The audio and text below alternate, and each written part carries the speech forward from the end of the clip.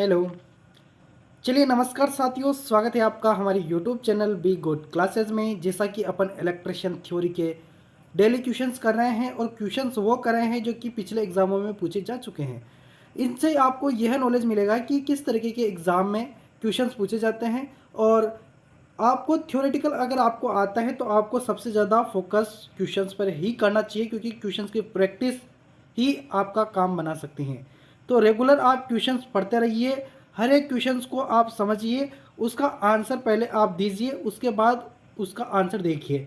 जिससे क्या होगा कि एक बात तो आपको यह पता चलेगी कि आपको कितने क्वेश्चंस आते हैं, कितने क्वेश्चंस आप कर पाते हैं। अपन 1000 क्वेश्चंस का लक्ष्य अपन ने रखा है। 1000 जैसे ही क्वेश्चन कंप्लीट हो गए, उससे आगे भी अपन क्वेश्चनों की संख्या बढ़ा सकते हैं अगर आपका प्रेम इसी तरह हमें मिलता रहा। आप हमारा मतलब कि आप अपना प्रेम हमें कैसे दे पाओगे, तो एक लाइक, बस एक लाइक ही आपका प्रेम हमारे लिए। तो आप एक लाइक कीजिएगा, है ना, जो ही हमें बहुत खुशी मिलेगी और आगे कुछ करने का आपके लिए हमें बहुत बहुत पॉजिटिव थिंक मिलेगी, है ना। तो आप एक लाइक ज़रूर कर दीजिए, हमें बहुत खुशी मिलेगी। ठीक है, चलिए अपन क्वेश्चंस पर आ जाते हैं। क्वेश्चन 136 नंबर से स्टार्ट है। बाकी के क्वेश्चंस यानी कि 135 तक क्वेश्चंस अगर आपको देखने हैं तो डिस्क्रिप्शन में जाइएगा, वहाँ पर आपको प्लेलिस्ट का लिंक मिलेगा, वहाँ से आप क्वेश्चंस देख सकते हैं। ठीक है, चलिए क्वेश्चंस स्टार्ट करते हैं। क्वेश्चन है, उड़ते विमान द्वारा उत्पन्न ऊर्जा कहलाती है। विमान जब उड़ता है तो उसके अंदर अपन बैठे रहते हैं, है ना। अपन तो क्या है, बैठे हैं, स्थित है, अपन तो रुके हुए हैं एक जगह बैठे हुए हैं। लेकिन विमान क्या कर रहा है, गति कर रहा है। तो यहाँ पर ऊर्जा कहलाती है, उत्पन्न ऊर्जा क्या कहलाती है।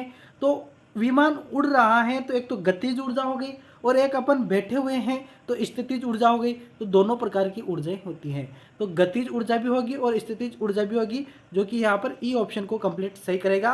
ए और बी दोनों यहाँ पर कंप्लीटली सही आंसर होंगे। ठीक है, चलिए नेक्स्ट क्वेश्चन पर आते हैं। नेक्स्ट क्वेश्चन है अपना, जो कि है, चल रही ट्रेन में बैठे हुए एक व्यक्ति में ऊर्जा होगी। देखिए यहाँ पर भी क्या बात आई है, ट्रेन भी चल रही है और अपन ट्रेन के अंदर बैठे हैं, तो यहाँ पर भी दोनों ही स्थितियाँ लागू होगी, तो स्थितिक और गतिज दोनों होगी। तो यहाँ पर भी ई ऑप्शन अपना कंप्लीटली सही आंसर हो जाएगा। समझ में आया। चलिए अगले क्वेश्चन पर आते हैं। अगला जो क्वेश्चन है वह है, विद्युत ऊर्जा कहाँ से प्राप्त की जा सकती है। विद्युत ऊर्जा जो है ना, रासायनिक से भी उत्पन्न की जा सकती है, यांत्रिक ऊर्जा, प्रकाश ऊर्जा, जल ऊर्जा, तो इन सभी से उत्पन्न कर सकते हैं। कैसे कैसे कर सकते हैं मैं आपको समझा देता हूँ। यांत्रिक ऊर्जा कैसे, तो आप है ना किसी भी मोटर्स को, जनरेटर को अगर आप घुमाओगे, यांत्रिक बल उसमें दोगे, तो वह आपको विद्युत ऊर्जा देगा। ये आपका डीसी जनरेटर हो, अल्टरनेटर हो, इन सभी में यांत्रिक ऊर्जा दी जाती है और विद्युत ऊर्जा अपन को मिलती है। रासायनिक ऊर्जा क्या होती है, तो जो बैटरीज होती हैं, सेल होते हैं, उनमें रासायनिक क्रिया होती है, उनसे अपन को क्या मिलता है, विद्युत ऊर्जा मिलता है। प्रकाश ऊर्जा जो कि सबसे बड़ा राजस्थान है, इस पर आगे कैसे है, तो इसमें क्या होता है, सोलर पैनल जो आते हैं सूर्य की किरणों द्वारा, वह क्या करेंगे, विद्युत उत्पन्न करेंगे। जल ऊर्जा द्वारा, तो जल ऊर्जा द्वारा तो बहुत किया जा रहा है, जो कि बांधों पर जो आपको टरबाइन मिलेंगे वो सारे के सारे जल ऊर्जा। तो यहाँ पर ई ऑप्शन आपका क्या रहेगा, कंप्लीटली सही आंसर हो जाएगा। अगले क्वेश्चन पर आइए। अगला जो क्वेश्चन है आपके सामने 139, जो कि है, थोड़ा सा बड़ा हो गया क्वेश्चन, छोटा कर देते हैं इसको। हाँ, क्वेश्चन है, इनमें से विद्युत ऊर्जा का एक पारंपरिक स्रोत कौन सा नहीं है। पारंपरिक स्रोत और एक होता है गैर पारंपरिक स्रोत। हवा, गैस, कोयला, डीजल और पेट्रोल जो समाप्त हो जाती है फिर वह नहीं मिल, मतलब जैसे कि अपन ने किसी भी चीज़ को एक बार यूज़ कर लिया, फिर उसको अपन दोबारा यूज़ नहीं कर सकते, वो चीज़ होती है पारंपरिक। और जो अपन बार बार उसको काम में ले सकते हैं वह होता है गैर पारंपरिक। पेट्रोल, डीजल, कोयला और गैस ये सभी एक बार जलेंगे, मतलब कि एक बार अपन इनको काम में लेंगे ईंधन के रूप में, और ये जल के नष्ट हो जाते हैं, फिर इनको दोबारा अपन काम में नहीं ले सकते। हवा जो है ना, हवा को कितना ही काम में लो समाप्त होगी नहीं, है ना। हवा क्या है, समाप्त होगी नहीं। जैसे कि जल क्या है, समाप्त हो गए नहीं। तो ये इस तरीके के, जैसे कि सूर्य की रोशनी है, समाप्त होगी नहीं। तो ये सभी क्या है, ए ऑप्शन में आते हैं। ये गैर पारंपरिक में आते हैं। कौन से में आते हैं? गैर पारंपरिक में आते हैं हवा। और ये जो नीचे ऑप्शन जो आपको दिख रहे हैं बी, सी, डी और ई, ये सभी किस में आते हैं? पारंपरिक में आते हैं। क्वेश्चन में पूछा है नहीं है, कौन सा नहीं है? हवा नहीं है, क्योंकि हवा क्या है? गैर पारंपरिक है। हर एक क्वेश्चन को समझा के बता रहा हूँ, जिससे आपकी क्या है कि समझ में आएगा, तभी आप क्वेश्चन को याद रख पाओगे। ठीक है। अगला क्वेश्चन, बहुत सारे ऐसे भी होते हैं जो लगातार क्वेश्चंस के डायरेक्ट आंसर बताकर चले जाते हैं और 5 मिनट की वीडियो में 30-40 क्वेश्चन या 50 क्वेश्चन करवा के चले जाते हैं। ऐसा काम हमारे चैनल पर आपको नहीं मिलेगा और मैं करवाऊंगा भी नहीं, क्योंकि उनसे मतलब कुछ नहीं निकलता। मैं हर एक क्वेश्चन को समझा के ही करूँगा। ठीक है। स्पीड में पढ़ना हो तो आप दूसरों के पास जा सकते हो, लेकिन हम तो इस तरह से पढ़ाएंगे जैसा कि आपको हम समझा रहे हैं। ठीक है। अगला क्वेश्चन है, निम्नलिखित में से कौन सा विकल्प परमाणु का केंद्रीय भाग है? परमाणु इस तरीके से होता है। ठीक है। इसमें बीच में नाभिक होता है, जिसमें प्रोटॉन और न्यूट्रॉन होता है। प्रोटॉन और न्यूट्रॉन नाभिक के अंदर होता है और इलेक्ट्रॉन जो होते हैं ना, ये बाहरी कक्षा में क्या करते हैं? चक्र लगाते हैं। तो देखिए क्या होगा, केंद्र किसे कहेंगे? प्रोटॉन को कहेंगे, न्यूट्रॉन को कहेंगे या नाभिक को कहेंगे? तो किसको कहेंगे अपन?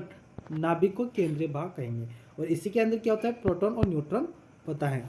इसके बारे में मैंने पूरी थ्योरेटिकल क्लास बना रखी है, जिसमें मैंने पूरा परमाणु का एक चैप्टर लिया है, जिसमें पूरा मैंने अच्छी प्रकार से परमाणु को पूरा एक्सप्लेन किया है। तो वहाँ पर आप उसका भी लिंक डिस्क्रिप्शन में मिल जाएगा, टेक्निकल क्लास से संबंधित प्लेलिस्ट में। वहाँ पर आप सारी थ्योरेटिकल क्लासेस देख सकते हैं, आपको बहुत ज़्यादा नॉलेज वहाँ से मिलेगा। अगला जो क्वेश्चन है वह है आवेश की वह सबसे छोटी मात्रा जिसका अस्तित्व है वह द्वारा वाहित होती है।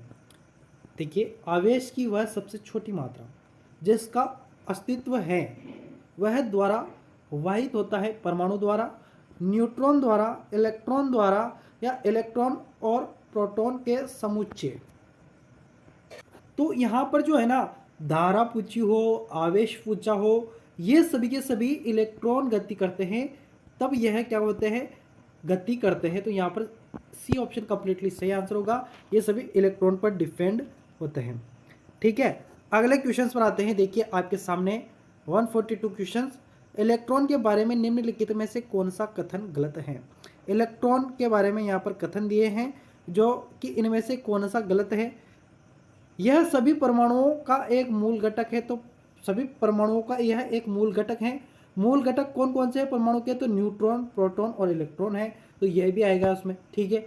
यह एक नकारात्मक चार्ज किया गया कण है।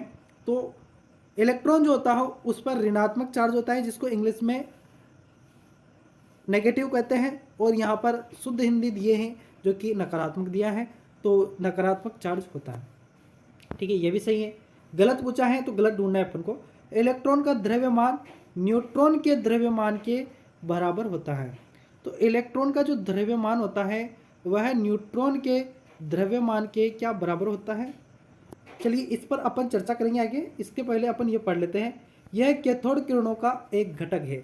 कैथोड किरणों का यह एक घटक है, बिल्कुल। अगर यहाँ पर प्रोटॉन की पूछता तो अपन एनोड किरणों की कहते हैं, लेकिन यहाँ पर इलेक्ट्रॉन का पूछा है तो कैथोड किरणों का यह क्या है? घटक है। तो ये डी भी सही है, तो बचा क्या? सी। तो सी यहाँ पर कंप्लीटली गलत आंसर, यानी कि इस हिसाब से क्वेश्चन के हिसाब से तो कौन सा सही रहेगा? सी ऑप्शन कंप्लीटली सही आंसर रहेगा।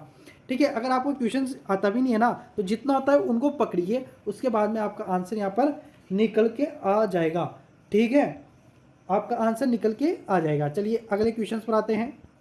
वह है मनुष्य शरीर एक है। मनुष्य शरीर एक क्या है? धातु है? नहीं जी, धातु थोड़ी ना है शरीर। धातु है क्या? धातु नहीं है। अधातु? तो धातु ही नहीं है, तो अधातु भी नहीं है। चालक है क्या? तो जी चालक बिल्कुल है। चालक कैसे? तो मैं आपको बता दूं कि आप है ना, आपके शरीर के अंदर से धारा प्रवाहित हो सकती हैं। अपन जब भी किसी आपके अगर शॉर्ट लगा हो कभी इलेक्ट्रिक का, तो आपने महसूस किया होगा कि अपने शरीर में झटका लगता है, महसूस होता है, तो वो क्या होगा? धारा अपने शरीर के अंदर से बह रही है, तो चालक के तरह ही तो काम कर रहा है। तो इस हिसाब से यह क्या है? एक चालक है। शरीर एक चालक है, शरीर के अंदर से धारा बहती है, यानी कि शरीर एक क्या है? चालक है। चालक किसको कहते हैं? जिसके अंदर इलेक्ट्रॉन गति करते हैं, धारा गति करती है, उसी को क्या कहते हैं? चालक कहते हैं। तो यहाँ पर सी ऑप्शन अपना कंप्लीटली सही आंसर। अगले क्वेश्चन पर आते हैं, वह पदार्थ क्या कहलाता है जिसमें कई संयोजी इलेक्ट्रॉन होते हैं, जो इलेक्ट्रॉन्स को पूरे पदार्थ में विचरण की अनुमति देता है। तो वह सुचालक होता है, ऊष्मारोधी होता है, अर्धचालक होता है या अति ऊष्मारोधी होता है। तो वही क्वेश्चन है, जो इलेक्ट्रॉन्स को पूरे पदार्थ में विचरण करने की अनुमति देता है वह चालक हो सकता है, यानी कि वह सुचालक हो सकता है। ठीक है, क्योंकि गति उसी में ही करेगा इलेक्ट्रॉन जो चालक होगा, तो वह क्या कहलाएगा, सुचालक कहलाएगा। अगला क्वेश्चन देखिए, अगला क्वेश्चन,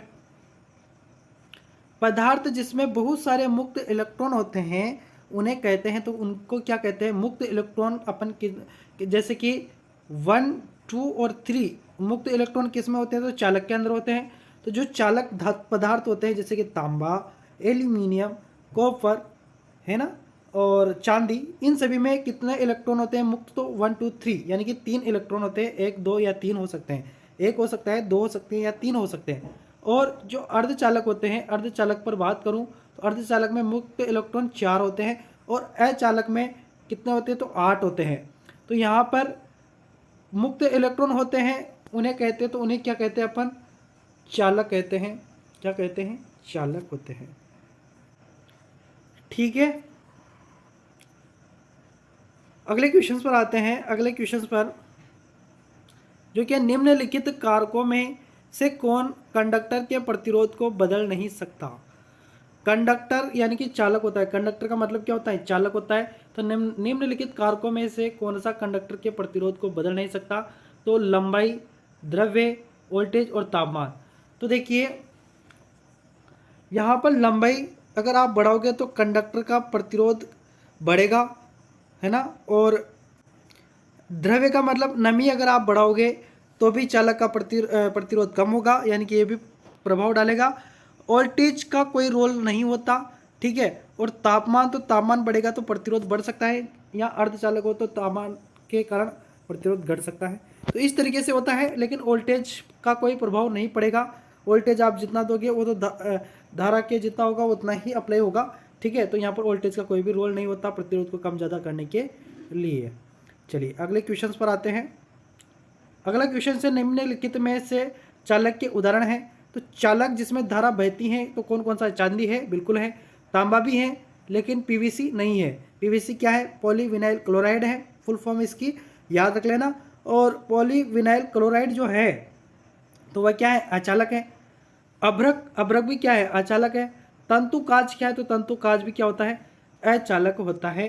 तो यहाँ पर अपना कंप्लीटली सही आंसर क्या होगा, डी और ई तो है नहीं, तो इसमें डी दिया है तो ये तो होगा नहीं। अब देखिए यहाँ पर कौन कौन सा है, ए, बी और सी किस किस में, ए, बी और सी ए ऑप्शन में है, तो यही अपना यहाँ पर कंप्लीटली सही आंसर होगा। सॉरी, सी तो है नहीं ना, तो ये ए भी नहीं होगा, और सी इसमें भी है तो ये भी नहीं होगा। तो क्या बचा अपना, सी ऑप्शन ही बचा है फिर तो, क्योंकि ए और बी दोनों कंप्लीटली यहाँ पर सही आंसर। तो कौन सा सही होगा, देखिए आप भी, सी होगा ना। चलिए ठीक है, आपने बता दिया तो फिर क्या है। अगला क्वेश्चन है, BIL का विस्तार क्या है।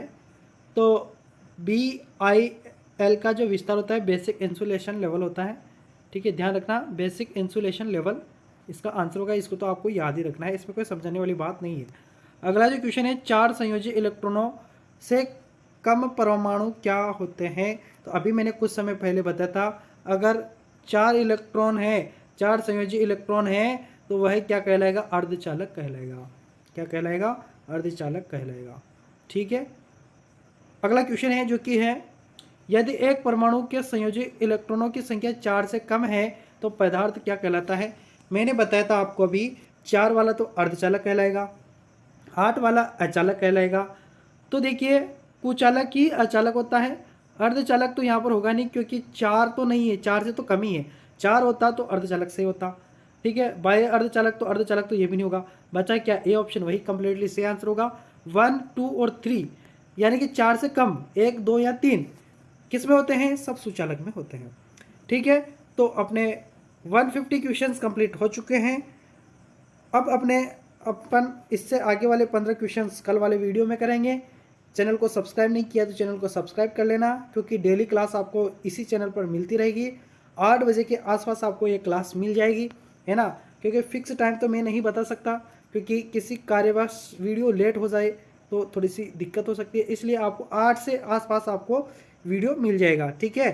तो आपको ज़्यादा दिक्कत नहीं लेनी है। साथ ही वीडियो को लाइक करना और अपने मित्रों तक इसको पहुंचाना, ताकि वह भी इसका फ़ायदा उठा सके, उसको भी इसके बारे में पता चल सके। मतलब कि आपको व्हाट्सएप के 1-2 ग्रुप में इस वीडियो को शेयर कर देना है, ठीक है। मिलेंगे नेक्स्ट वीडियो में, तब तक के लिए धन्यवाद, शुक्रिया, गुड नाइट।